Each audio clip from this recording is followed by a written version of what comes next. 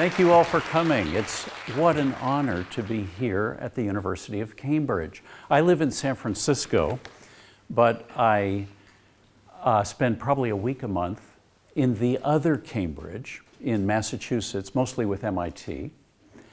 And here I am with you at the fountainhead, the progenitor of Cambridge in the United States, the home of Newton and Darwin and Francis and Crick, and it's really an honor to be here with you. Thank you for having me.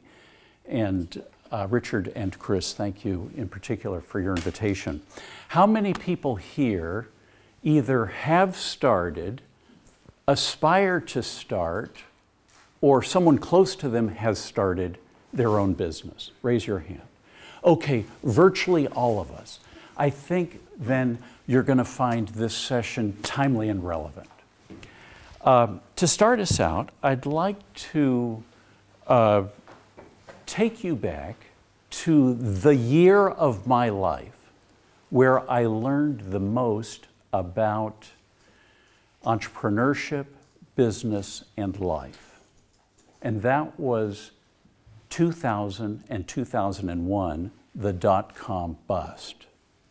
Now let me just set the stage a little bit. I live and have spent the last 35 years of my life and career in Silicon Valley in Northern California, a hugely exciting place full of familiar names like these: Facebook, Microsoft, Intel, Adobe, Google, Oracle, and so forth. And amongst all these giants was a tiny company that I started called Customer Sat, which is in enterprise feedback management. I started the company in 1997, and just to give you some context, the internet first became productized and commercially available in the 1990s. And billions of dollars was invested throughout the 1990s, which led to so many of the first internet companies that we know today. A huge investment and overinvestment, which collapsed in 2000 and 2001. And during that time, thousands of dot-com startups started going out of business. Well, I started Customer Sat in '97, and for the first 3 years of our life, we enjoyed healthy growth. But in the first quarter of 2001, I would often wake up in sweat-soaked sheets sticking to my skin. Our second round of financing, our Series B round, refused to close despite flurries of meetings with investors as we ran out of cash. Those nights, I would get up, shower off the sweat, and try to get back to sleep. When my management team and I finally realized that our Series B round was not going to close, we huddled to figure out what to do. First, we cut our own salaries, and a few weeks later, those of all of our employees by 10%. I cut my own salary and that of my CFO by 50%. Agonizing and debating over every individual, we laid off 30% of our workforce. 30% of the company that I had spent the last 3 years of my life building.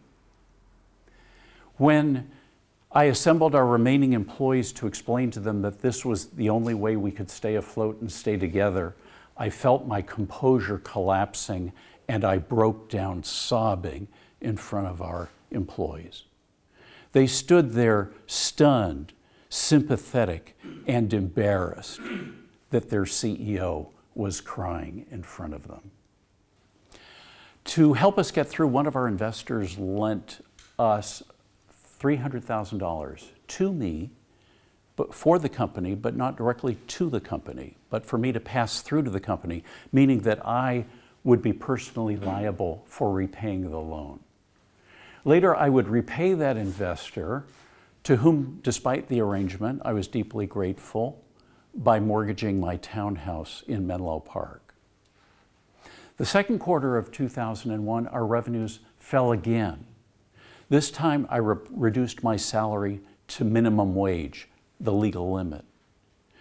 To help us make payroll, we factored receivables. That is, we sold our future receivables at a 20% discount for cash today so that we had enough money to make payroll. To save on rent, we consolidated in the less attractive second floor of our building and rented out the more attractive ground floor to another startup. That startup quit paying us rent after 30 days, came in late one weekend night, cleared out all their belongings, and disappeared without a trace. The nightmare would not end. Finally, we could see profitability ahead in the third quarter of 2001. And then, as you know, on September 11th, terrorists attacked the World Trade Center. The entire Northeast U.S. communications grid was down. It took an entire day just to confirm that all of our employees were still alive. Finally, the next day I was able to send out an announcement, all customer sat employees are safe. Even though we were 3,000 miles away on the west coast of the United States, even there, every company I know had clients or customers who lost family members or employees in the terrorist attacks. One of our clients was Akamai Technologies. They lost their brilliant co-founder, Danny Lewin, on American Airlines Flight 11. If the dot-com bust of 2000 and 2001 did not kill a company, almost certainly the terrorist attacks of September 11th did. Well, we did not make a profit in that third quarter of 2001. We did break even in the fourth quarter. We didn't hire a single new employee for 18 months. And the going kept tough for the next 2 or 3 years. But we made it through. And the company grew steadily from 2002 until 2007, when it was acquired in the first quarter of 2008. Often I've wondered, why did customer sat survive when so many other companies failed? And that question is what led me to write this book, Unleash Your Inner Company. There's a copy of it being handed around, which you can take a look at. I see it over here. The book has a lot in it I think you'll find is fresh. First of all, the ideal company for you to start is absolutely unique to you. No one else has your combination of skills, knowledge of technologies, assets, passions. And so the right company for you to start is absolutely unique to you and has to be discovered by you. 2, you have many more advantages to start a company and make it a success than you realize.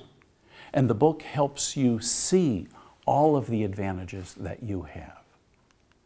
3, positive feedback loops pervade many aspects of life and entrepreneurship. What do I mean by positive feedback loops? I mean people and things that reinforce each other. I'll say more about that in just a moment. But a key part of success is finding, nurturing, and riding these positive feedback loops. A positive mindset is key to success, so I'll say a great deal about the entrepreneurial mindset. And finally, any company can be evolved and scaled into a large company if you want to. And so I talk quite a bit in the book about scalability, and I'll say a few words about that tonight. So those are some of the ideas in the book. So why did customer sat survive when so many other companies failed? I absolutely do not think we were smarter than other management teams. We absolutely did not have more in the way of resources than other management teams did.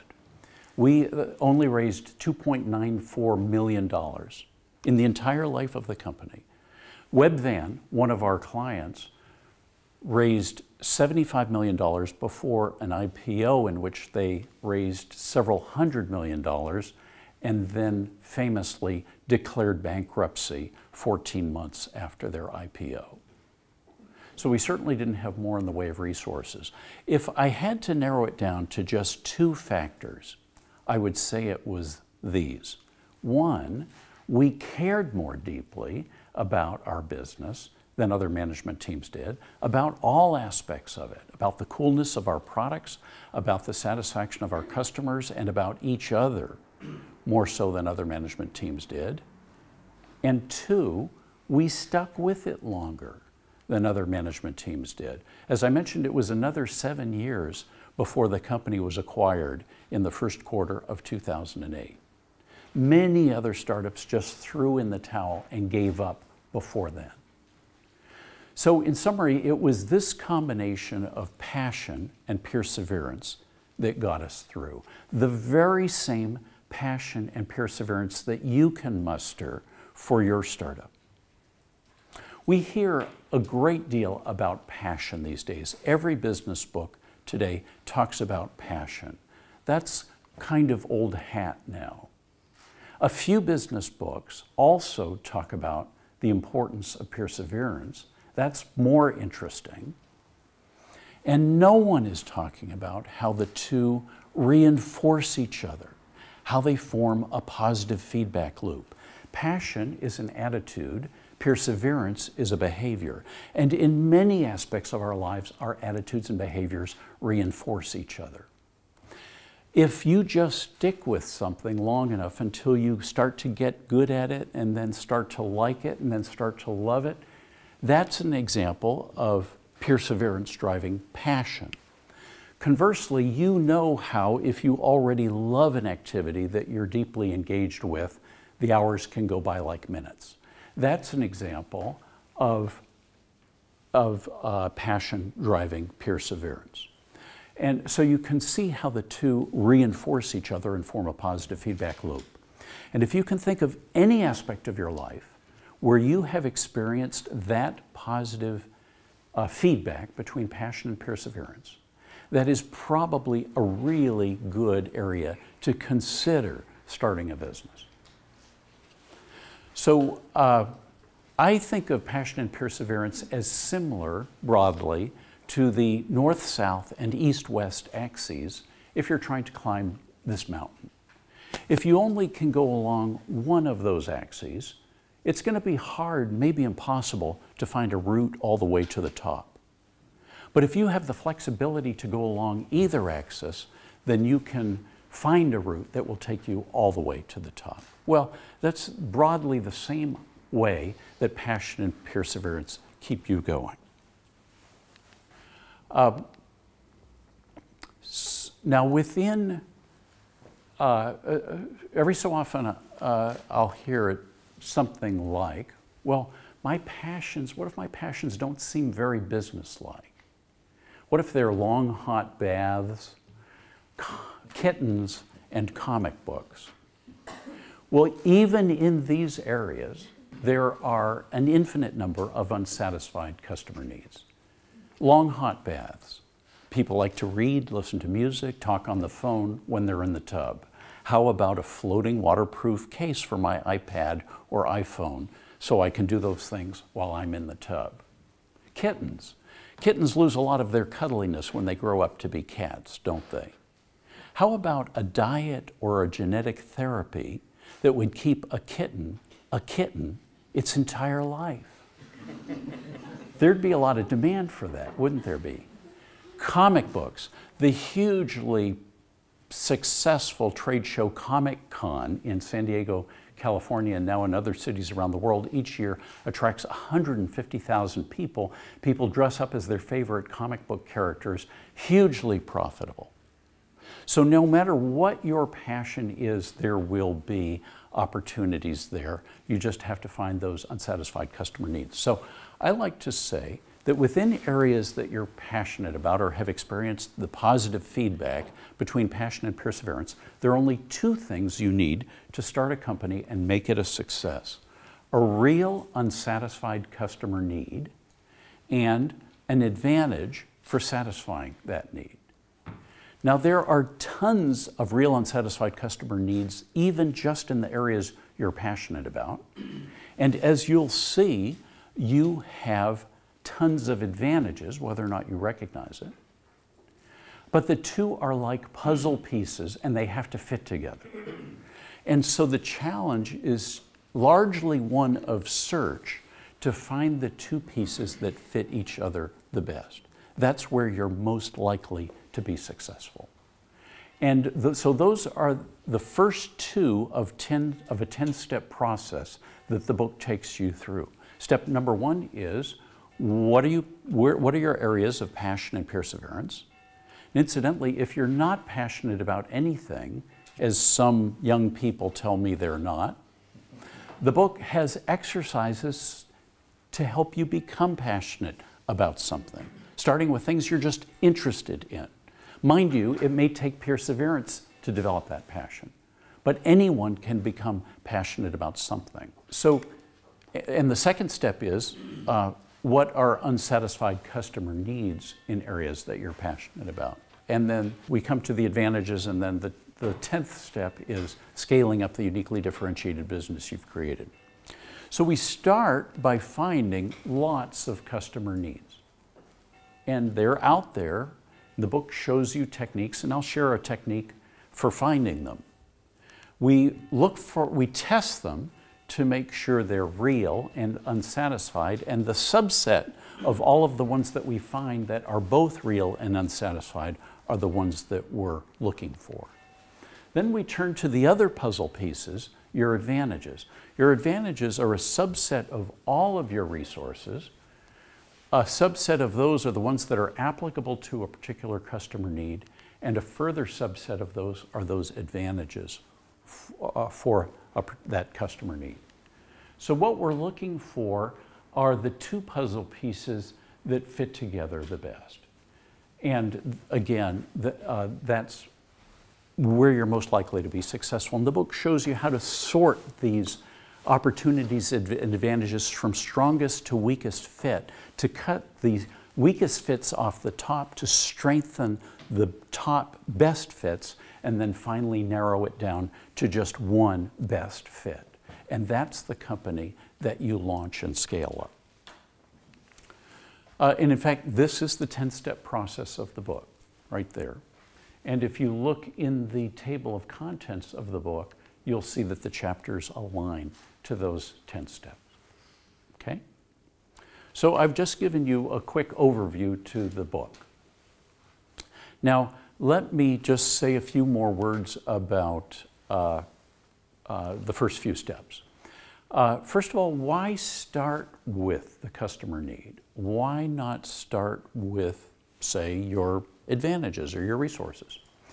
Well, I like to say that I started my first company with a really cool technology for which there was no market need. And it took me 6 to 9 months to let go of that idea. I won't bore you with what it was. It was conditional voting, a patent I got in '92, and swap it for something for which there was a real customer need, namely the ability to do surveys on the internet. And that Windows product we came out with in 1995, and that became a hit. Incidentally, that company, Decisive Technology, is part of Google today. So it really does work. Start with the customer need. That way you know that your company really will address a customer need, rather than with the technology, which was where so many of us tend to start. So sometimes I hear it said that all the opportunities out there have already been satisfied, all the customer needs. How many people buy that? How many people buy that all the customer needs out there have already been satisfied? Well, I agree with your assessment. I don't buy that either. Every time a new product or service comes to market, it creates new opportunities. Yes, it satisfies needs, or else it wouldn't sell, but it also creates needs in 3 ways. One, the product itself can be improved. It can be made faster, cleaner, tastier, whatever. The companies providing those solutions can be improved or have needs for sales, marketing, analytics, supply chain management, you name it. And three, very often new products and services create needs around them. For example, electric vehicles create the need for charging stations. New mobile devices create the need for mobile cases. So there have never been as many opportunities out there to address and potentially consolidate as there are today. So I think it is a great time to start a new business. Okay, here's one technique for finding a potentially infinite number of unsatisfied customer needs. Think of any product or service you use in an area that you're passionate about. Do we have any fellow runners in this group like me? Okay, great, thank you, sir. Well, one of the products we runners use, of course, are running shoes, right? So think of any product or service that you use in an area that you're passionate about. Let's take running shoes. Then ask yourself, what are limitations of that product or service? Well, I can think of three limitations of my running shoes. Number one, they start to smell when I wear them too many times. Two, if I want to change the color of the shoelaces to match the outfit I'm wearing, it's a hassle to thread and rethread the shoelaces each time. And three, they don't tell me how far I've run or how fast I've run, and they should know that, shouldn't they? So, three possible unsatisfied customer needs. I have to test them to see if they're real unsatisfied. As you know, that means talking to people, going online, going to shoe stores, seeing what's currently available, seeing if those products are really satisfying the need and so forth. And I'll find that some of those needs already have at least partial solutions. For example, there are foot pads and sprays that'll deal with smelly shoes. And then I asked the next question was, what are the limitations of those solutions, the foot sprays and the foot pads? Well, they have to be changed every day or done every day. What if I could go a whole week or a month without doing it? Now, is there any product that serves that? And similarly with the other paths. So I start with a single product or service in an area that I'm passionate about, ask what are its limitations, and then the limitations of the products that satisfy those limitations, and the limitations of those products and so forth. And this way I can come up with a potentially infinite number of unsatisfied customer needs. That single product blossoms into an entire tree of potentially unsatisfied customer needs. So that's one technique for finding unsatisfied customer needs. Okay, let me turn to the other puzzle piece, which are advantages. And to talk about that, I'd like to take you back 400 years ago to what is now Hyderabad, India. 400 years ago, and this story is apocryphal, and by that I mean it's very likely to be true, even though we don't have any definite proof that it's true. 400 years ago, a wealthy farmer near Hyderabad was approached by an ancient Buddhist priest who told him that if he could find diamonds, he could become the wealthiest man in the world. Well, despite the success of his farm and the considerable wealth he already enjoyed, the farmer became very excited about this idea and decided to go for it. And assembled a team, bought diamond equipment, sold his farm, and spent the next 20 years traversing the vast Asian, North African, and European continents in search of diamonds. He found none. At the end of 20 years, he stood on a steep cliff overlooking the Mediterranean, starving, afflicted, penniless. As he stood there, a great wave came up, and in his utter desperation, he threw himself into that great wave, disappeared beneath its foaming crest, and was never seen again. Meanwhile, the guy who bought his farm was tilling the fields. There was a stream that ran through the fields, and he noticed a funny black stone in the stream. He reached in, took it out, and it looked like it had an eye that reflected the colors of the rainbow. He thought that was unusual, so he put it in his pocket, brought it back to the farmhouse, put it on a table, and forgot about it. Sometime later, that same ancient Buddhist priest who told the first farmer about diamonds stopped by for a visit. And when he saw that stone, he became very excited to recognize a diamond in its original unprocessed state. And he asked the farmer if there were any other stones like that out there, and the farmer didn't know. So together the two men ran out, and they found acres and acres of diamonds, tens of thousands of diamonds. That farm would become Golconda, near what is today Hyderabad, India, the most prolific diamond mine in history, from which the crown jewels of England, Germany, and many other heads of state were mined. If the first farmer had only recognized all the resources he had, he would have become the wealthiest man in the world. Similarly, each and every one of us has acres of diamonds. And right now, we are going to inventory and catalog them. I use the acronym STARS with 2 A's and 2 R's to remember them all. Your skills, the technologies you know about, your assets, your achievements, your reputation, your relationships, and your strengths, as in inner strengths.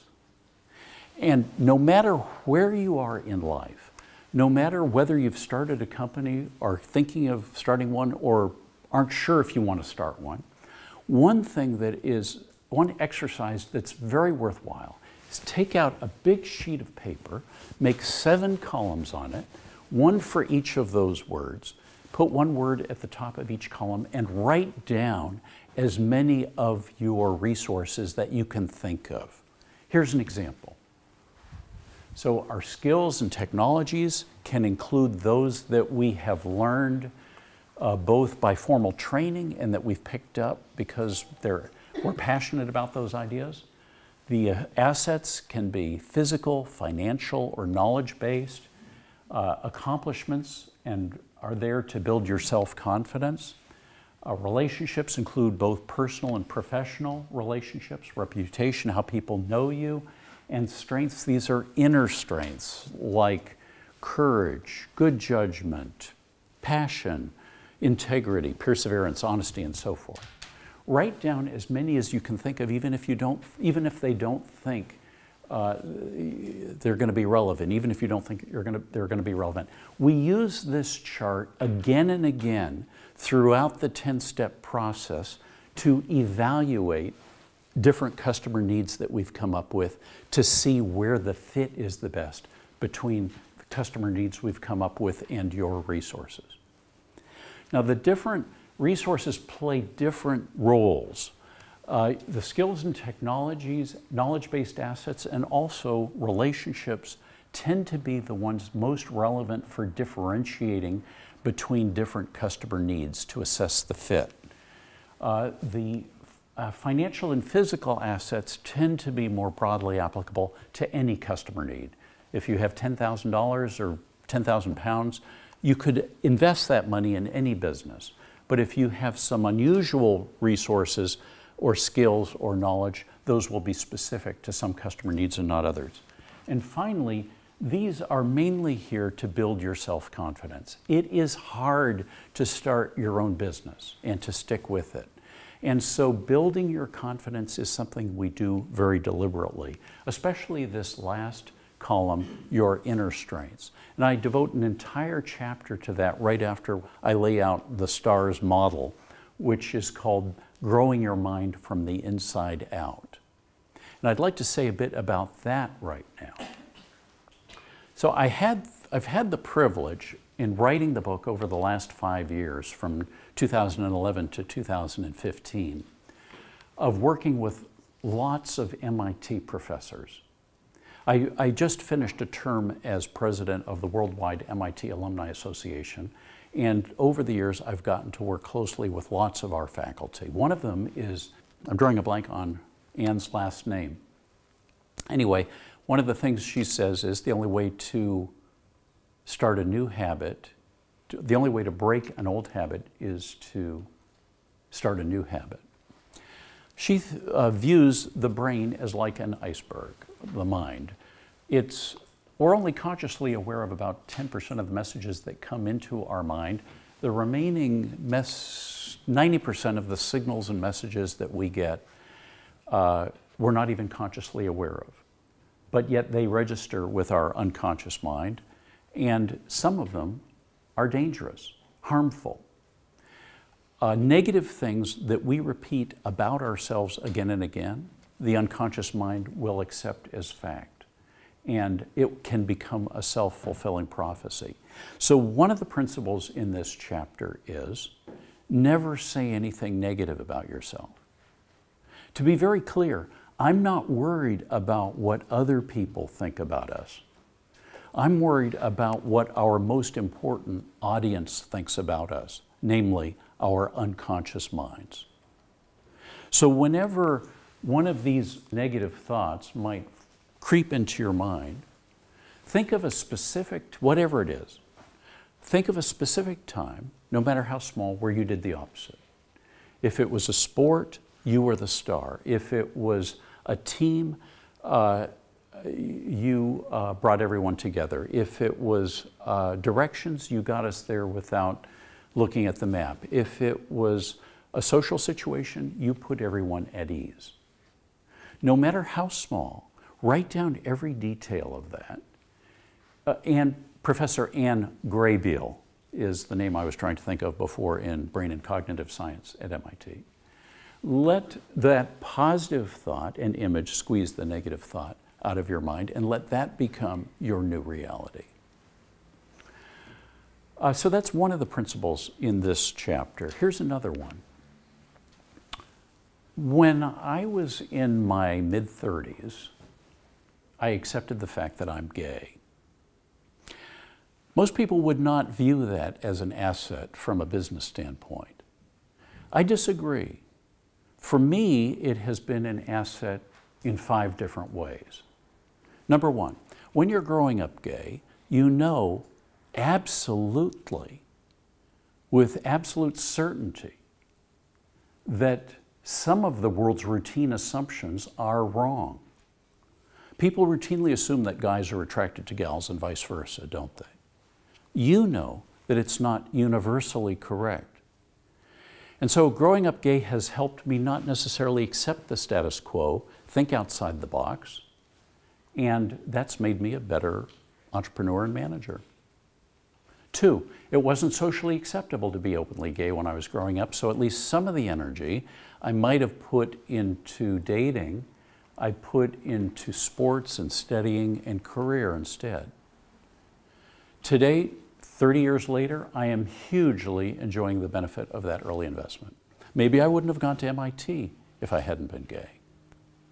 3, I'm not a minority in any sense that I can think of other than being gay, and so it has helped sensitize me to what it's like to be a minority.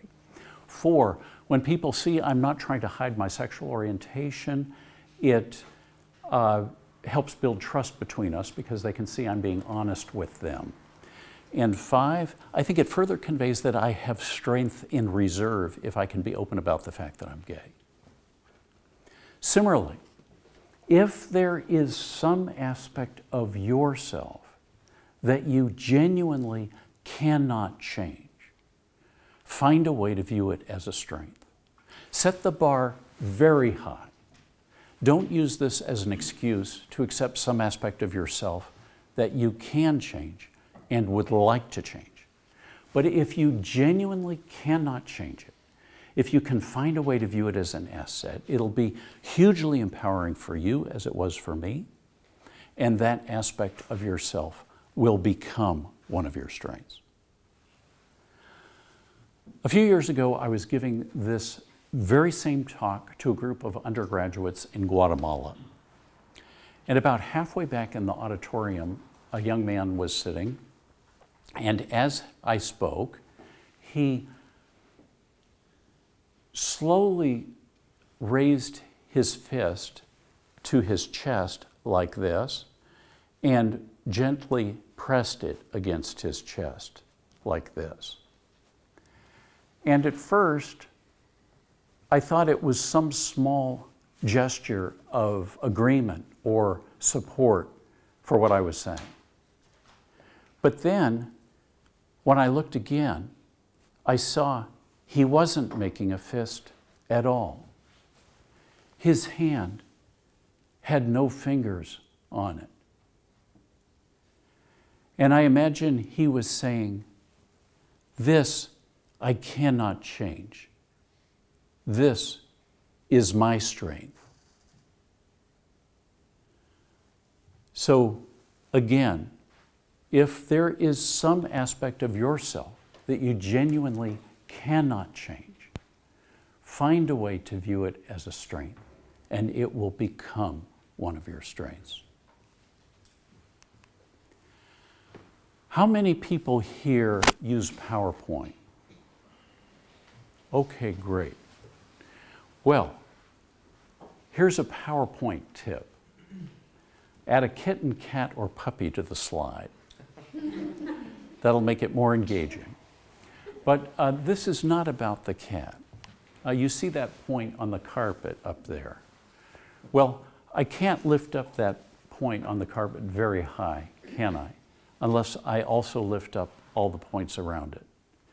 Well, we're all like the points on that carpet. And just as we saw that it's to the benefit of us to look for and find the good in ourselves, so is it to do that in other people. That attracts good people to us because people want to be around people who see and build on the good in them. And incidentally, that elevates us to a position of leadership among those people. So the same principle there that we talked about before applies to others. So those are some of the techniques in growing your mind from the inside out. Some people have the idea that innovators are born, not made. And that if you're not born an innovator, you're not going to be an innovator. Well, I don't buy that at all. I believe any one of us can be an innovator. And in the book on innovation, in the chapter on innovation, I talk about some techniques for how each and every one of us can innovate. One technique is simply taking the things that we already know and combining them in novel ways. And again, the STARS chart provides a convenient tool for doing that. So I can see here, for example, this person, for example, has a chemistry background and medical experience and knows some Spanish. That suggests this customer need, translation between patient and doctor tool, or this service, same-day home prescription of delivery of prescription drugs. So one of the techniques in the book is to make a list of all your skills and technologies. You can actually do it for any of your resources, but those are the ones I believe are most productive. And then very deliberately list all the pairs of those combinations. If you know n things, if the total number of your skills and technologies is n, there will be n times n minus 1 over 2 pairs of combinations. So if, for example, you know 10 things, there will be 45 unique pairs. Make a list of all 45 things and try to look for and find a customer need that combination might satisfy. You know all the things on that list, or else they wouldn't be on your chart, so you might be in a unique position to satisfy that customer need.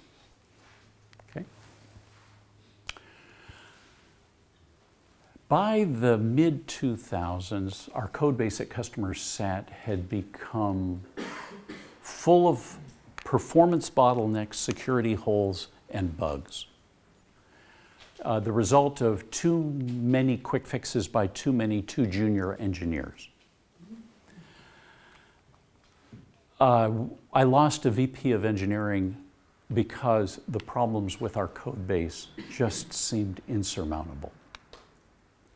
And so I had to hire a new one, so I did a search and hired Dickie Singh, a Sikh with his characteristic turban. There's a picture of him there. He quickly came in, comprehended our code base in its entirety, found the performance bottlenecks, the security holes, and the bugs, and found either ways to fix them or to bypass the code so that we didn't have to touch the legacy code base to fix it. As you know, with a legacy code base, just touching the code may create new bugs if you try to fix old bugs. So Dickie added a tremendous amount of value very quickly. He quickly took on responsibility for software development, web operations, QA, tech support, and IT, freeing me up to focus on the things that I do best: sales, marketing, products, and dealing with customers. Less than 3 years later, after Dickie joined us, the company was acquired in a transaction to which he had added a great deal of value. So what to look for in a co-founder? So you can find a Dickie Singh. Incidentally, one more thought about Dickie. I can well imagine that other hiring managers saw the turban and thought, I'm not sure he would fit our company culture. If so, it was their great loss and our great gain. And I've often wondered why it was that our little company was able to hire a engineering executive of his ability and stature despite our small size. And if you ask Dickie whether he's ever been discriminated against, he would strongly deny it. And that's one of the qualities in him that I admire, his refusal to be a victim. But I'm not so sure, and I think maybe he has been. In any event, if you don't discriminate, then you have a wider choice of good people, and good people come to you. So what to look for in a co-founder? I talk about 3 C's in the book: character, complementarity, and the ability to co-create a vision with you. So character is independent of you and your startup, and that's whatever combination of lots of different qualities, like the ones that we talked about in the right-hand most column, whichever ones are most important to you. Complementarity is relative to you, and that's how complementary their skills are to yours, and knowledge. And also trust is part of that. And finally, the ability to co-create a vision. If they're coming on as a co-founder, fully recognize that they need to contribute something essential to the vision and mission of the company so that your co-founder is as fully engaged with your vision and mission as you are.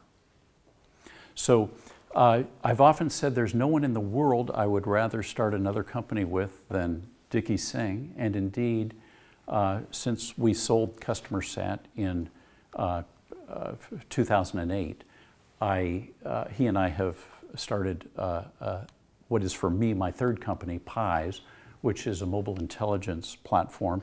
And incidentally, if anyone here is developing a mobile app, check out pies.com, P-Y-Z-E, because it's an applet you can install free of charge with your, at least the basic version is free, that gives you a ton of customer intelligence.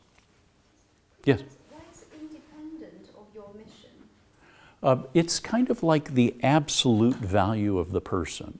Your mission may change, your vision for the company may change, but the person's character will not change if they have character. So that's what I mean by regardless of which direction you take, that person will still have value.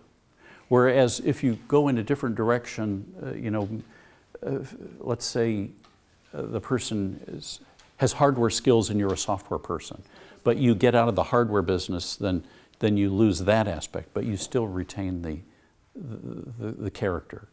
I do say that the value of a co-founder overall is the product of all three factors, A times B times C. So if any one of them is absent, it's like it's not a good fit. Okay, and here's another point, and one of the reasons that having a co-founder can be so helpful is there are many more ways that you can combine your skills and technologies. So a lot more ways that you can innovate. So if I know 4 things and my co-founder knows 6, together we have 10, and the number of combinations of 10 things is a lot more than the combination of 6 things and 4 things. Okay, now we've talked about advantages, and of course your advantages are relative to others who are satisfying the same customer need. Those are your competitors, and some of those are going to be much larger companies and better established companies than you, right? So how can you compete with much larger, better established companies? Well, for that, let me turn to the laptop market. So IBM, Dell, and HP all run Windows. And each of their products is better than the other in some fashion. One might have a 20% larger screen. One might have 30% more memory. Another one might have a longer battery life and so forth. Well, in contrast, or maybe it's faster or cheaper or stronger, it's better in some fashion. In contrast, Apple is different. They don't run Microsoft Windows. As you know, they developed the operating system and the hardware themselves. They made them easy to use. They optimized the two for each other. Initially, it was great for desktop publishing, and then later music and audio, and then video. These initially were niche applications, but they became mainstream applications over time. Gradually, over the years, Mac took market share away from Windows until in 2011, 2012, Apple became the most valuable company in the world. So different means finding dimensions to compete along that your competitors, your established competitors, don't compete along. That gives you time and space to get established with a customer base who, if you're the best solution for that base, no matter how small, they'll buy from you again and again. They'll tell friends and colleagues about you, and you will grow with them and the friends and colleagues. So different is better than better. Here's a way to think of it. Here are HP, IBM, and Dell, all better than each other in some fashion, but here on a different axis is Apple. You want to find that axis. Here's another way to look at it. On this chart, Apple is roughly at parity, perhaps with the Windows laptops and screen size, speed, and storage, but there are these other 3 axes where they are unambiguously the best. And that's what fueled Apple's growth for so many years. Similarly, you want to find dimensions of customer need where you don't have competitors, and this is a way of avoiding competitors. And that chapter is called Avoiding Competitors. When should you raise money? 98% of the companies I see raise money before they're ready. And as a result, they waste a lot of time on deals that don't close. They make a negative first impression on investors. And they're wasting time that could and should better be spent by just growing their company and getting it further along. In contrast, if you wait until the company is ready to raise money, then the deal comes together quickly, you make a positive first impression with investors, and you can get back quicker to doing what both you and your investors want you to do, which is growing your company. So what are these best times for a company to raise money? Well, I'm going to suggest there are two groups of such times. Right after you have significantly reduced risk from the investor standpoint, or right after, before and after, you have significantly increased upside potential for your investors. To be very clear, it's not when you've run out of money, because then you have no negotiating leverage at all, no credibility at all, and not even when you're about to run out of money. But let's look at these two categories that I've just described. So when you reduce investor risk, so if each of these levels is a stage or milestone in your company's history. If you have positive cash flow, you've eliminated the risk that you can generate revenue. If you have revenue, you've eliminated the risk that you can get customers. If you have customers, you've eliminated the risk that your prototype work and so forth. So the further that you can get down that path, the more risk you've eliminated. Conversely, or maybe I should say similarly, if you can show that make a case that you've increased upside potential. Now, I use a bowling pin model in the book to do that. Think of each of these market opportunities as a bowling pin. Here I show cities, but they could be vertical markets rather than cities, or they could be any other way of segmenting the opportunity. And you want to think through what is the best order to knock those bowling pins down, so that if you knock down the first one, it makes it easiest to knock down the next ones and so forth. And generally the later ones can be bigger than the earlier ones, because you've got the benefit of the brand awareness and knowledge and experience that you've gained in the earlier ones. So in either case, and ideally both, if you know that you're about to reach one of those milestones on the previous slide, or if you're starting to demonstrate that, say, thanks to your penetration of Seville, you have your first few customers in Valencia, which makes it more compelling that, yes, by knocking down the Seville bowling pin, you will indeed be able to knock down the subsequent bowling pins. Right before you reach a milestone like that is a good time to go to an investor, lay out everything we've talked about, your customer need, your advantage, your team, your success to date, and then let them know that you're going to reach a milestone in the next, say, 60 to 90 days. Maybe that milestone is your first 100,000 downloads, or your first profitable quarter, or your first deal with a major customer, whatever it might be. Then do what you said you're going to do and go back to that investor after you've done it. That starts building your credibility with that investor even before they become an investor. And they may or may not invest, but they'll remember those were the guys who said you were going to do X, and they did X.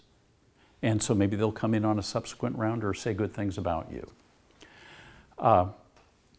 So that's one set of ideas for when the best time to raise money is. Incidentally, it also begs the question, how do I fund my company in the interim until I reach that stage where I can go to investors? And there I suggest three ways in the book. One is by living frugally yourself. And I offer the example of my friend Nick Winters in San Francisco, who has reduced his life to exactly 99 physical things. One laptop, one cell phone, 2 pairs of jeans, 1 wedding ring, and so forth. And of course, that's a very extreme case of minimalist living. But it does show how little we really need to live. And he's able to use all of the mind share and dollars that he might otherwise spend on other things and invest those in his business. That chapter is called The Freedom of Frugality in the book. So one way is by living frugally yourself. Two is by delivering services. And in fact, the way that we funded my second company was using the tools of my first company. My first company made software, Windows software back in those days, for doing surveys via email and later the web. My second company started out using that tool to do surveys for large corporations. Back in the late 90s, it was still a novel set of skills to be able to do a survey on the internet. And so we had all those skills from my first company. So that's a second one. And then third is friends and family. And if your friends and family see that you're living frugally and providing services and really doing this in earnest, then they'll be receptive to considering lending you money or investing in your business, or more receptive. So those are a few thoughts about when to raise money. Scalability. What do I mean by scalability? I mean increasing revenue or profit of your business for each additional dollar of capital invested. So in this example, the green company is much more scalable than the red company. Any company can be made more scalable. Here are 4 techniques that we talk about in the book for increasing your scalability. One is making it less labor intensive. That could mean automating processes or having your customers do it rather than staff do it.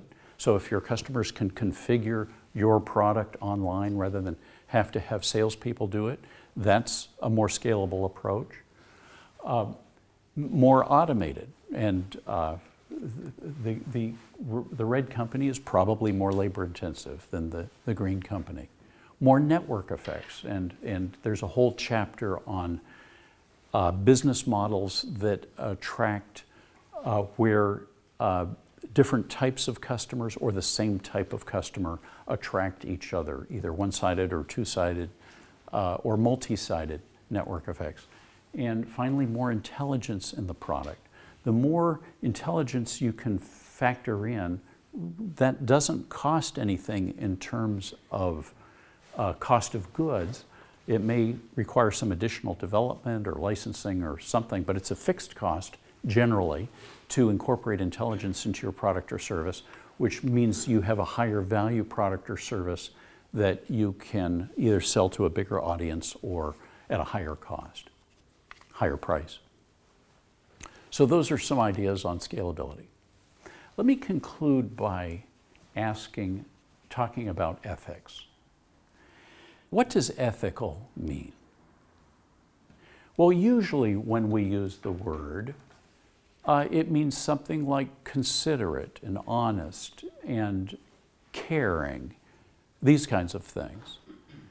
And I don't dispute those definitions. I like those definitions. I aspire to those meanings of the word ethical. And if I had to say whether entrepreneurs as a whole were more or less ethical in those senses of the word than people in other fields, I wouldn't say that they're more or less. I'd say they're about the same as people in other fields. However, I do think there's another meaning of the word ethical in which entrepreneurs are a particularly ethical group of people. And let me share with you this alternative definition of the word ethical, that which shifts a zero-sum or negative-sum situation to positive-sum. So you know what a zero-sum situation is. If I steal a pound of meat from you, I have a pound of meat and you don't. That's no better than zero-sum. And if we get in a fight about it, that's going to be negative-sum. On the other hand, if you have a pound of meat for sale at a certain price and I buy it from you, then I'm better off because I wouldn't have entered into the transaction if I didn't think it was a good deal for me. And you wouldn't be selling it unless you thought it was a good deal for you. So that's a win-win. It may be a very small win-win, but when you aggregate all those win-wins over the billions of transactions that have taken place among people on Earth over the decades and centuries, it adds up to a huge increase in quality of life and standards of living for all of us. So